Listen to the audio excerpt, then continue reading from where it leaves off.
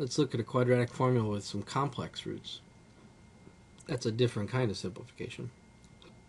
Solve 3x squared plus 8x plus 7 equals 0. A is 3, the B is 8, and the C is 7. They're all positive.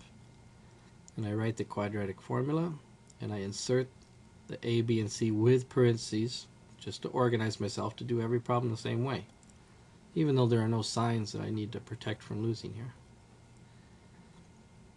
So I start to simplify. The opposite of B is negative 8, and 2 times A is 6. Under the radical, though, I have 64, and 4 times 3 times 7 is 84.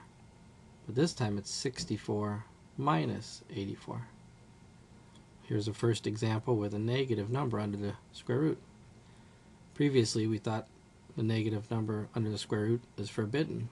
Well, it's certainly not a real number, but that doesn't mean I can't simplify it now that I've exposed myself to the complex numbers. Think of the 20 negative as the pieces you can identify. 20 negative is 4 times 5 times negative 1. So you can think of the square root of negative 20 as the square root of 4, which you know, the square root of 5, which you can't write as a simple number, and the square root of minus 1 that now you've replaced with a symbol I.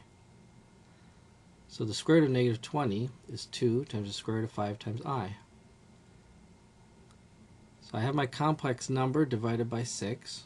Remember, when I write an answer in complex numbers, I have to write it in standard form, separated, the number with the I and the number without the I.